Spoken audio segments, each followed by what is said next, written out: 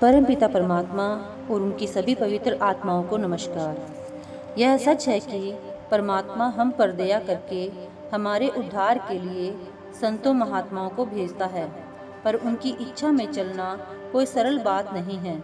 जब तक सतगुरु अपनी दया मेहर और बख्शीश न करें, परमार्थ की कमाई अत्यंत कठिन है। गुरु की बख्शीश प्राप्त करने का साधन नाम की कमाई और हरि का निरंतर सिमरन है। इसके द्वारा गुरु की मेहर प्राप्त होती है तथा मेहर से कमाई बनती है। गुरु की कृपा और नाम की कमाई दोनों ही आवश्यक हैं, जिस प्रकार गाड़ी दोनों पहियों से ही चलती है। ऐसे गुरु की खोज किस प्रकार की जाए?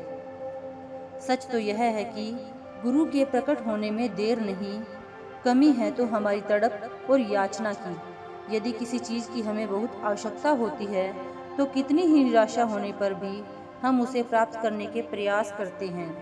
अगर हीरे और लाल पत्थरों के ढेर में मिल जाए तो क्या हम केवल यह कहकर उन्हें फेंक देंगे कि उनको पत्थरों से अलग अलग करना कठिन है? जब सच्ची लगन और तड़प जागृत होती है तब परमात्मा स्वयं जीव पर दया करके पूर्ण गुरु से इसका मिलाप करा देता है। जो स्वयं पूर्ण है वही हमें पूर्णता प्रदान कर सकता है। परमार्थ में पूर्ण लाभ उठाने के लिए हमें पूर्ण गुरु की आवश्यकता होती है। पूर्ण गुरु के नाम के साथ कोई विशेष डिग्री नहीं होती, पर जब हम उनकी संगति करते हैं तो उनकी रूहानियत और नूर स्वयं ही प्रकट होने लगते हैं। जब ऐसा गुरु मिलता है तो वह पहले दिन ही अपना सारा आत्मिक सामर्थ्य प्रकट नहीं कर देता। जैसे जैसे जिज्ञासु की योग्यता बढ़ती है, वैसे वैसे वह भी अपने आप को प्रकट करता जाता है। पहले तो केवल वह एक बुजुर्ग के समान पूजनीय प्रतीत होता है और फिर सचमुच सतगुरु के रूप में प्रकट होता है। इतना ही नहीं, अंत में जिज्ञासु को उसमें और परमात्मा में कोई अंतर नहीं दिखाई देता। पूर्ण गुरु की पहचान करना कोई सरल काम नहीं, फिर भी उसके स्वभाव, व्यवहार, रहन सहन से और उससे प्राप्त होने वाले आध्यात्मिक लाभ से हम उसे कुछ जान सकते हैं। वह सदा दयालु होता है और सबको समान दृष्टि से देखता है। वह समदृष्टि और निर्वैर होता है। उसके लिए निंदा और स्तुति एक समान है। वह दाता है, याचक नहीं। शिष्यों की किसी वस्तु की उसे चाह नहीं और ना वह दूसरों पर निर्भर है। वह अपने निर्वाह के लिए स्वयं कमाई करता है, किसी पर अपना बोझ नहीं डालता। अपना निर्वाह स्वयं करते हुए वह दुखी रूहों की सहायता करता है। वह अपनी शिक्षा देने का कोई पारिश्रमिक या दक्षिणा नहीं लेता, सबको मुफ्त देता है। जिस प्रकार प्रकृति की अन्य वस्तुएं, हवा, पानी और सूर्य का प्रकाश फ्री है, उसी प्रकार उसकी शिक्षा भी फ्री है। विनय और नम्रता ही उसका श्रृंगार है। पूर्ण समर्थ होते हुए भी वह कभी अपनी बड़ाई नहीं करता। वह हमेशा यही कहेगा कि परमात्मा सब कर रहा है, मेरा सतगुरु ही सब कुछ कर रहा है। जब वृक्ष की शाखा फलों से लग जाती है तो वह झुक जाती है। जो स्वयं को तुच्छ समझता है, वास्तव में वही बड़ा है।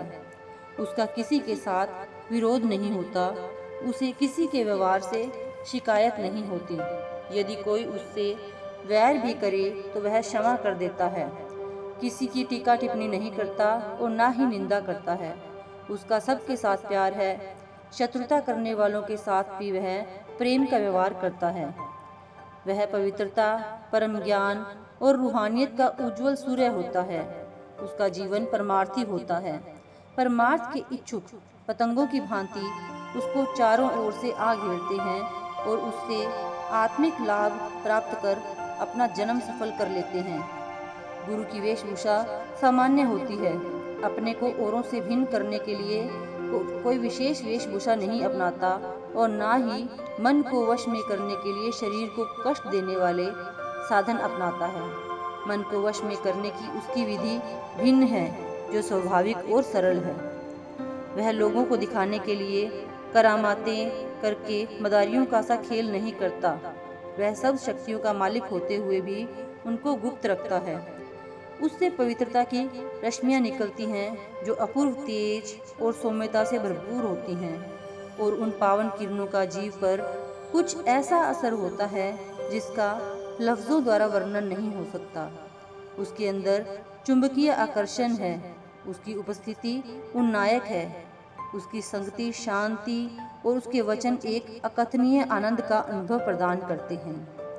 संत जीव की आंतरिक अवस्था को परख लेते हैं। वे उसकी आंतरिक अवस्था को इस प्रकार देख लेते हैं जिस प्रकार हमें किसी शीशे की बोतल में रखी हुई कोई वस्तु दिखाई देती है, पर वे पर्दापोश होते हैं, जीवों के दोषों को प्रकट नहीं करते।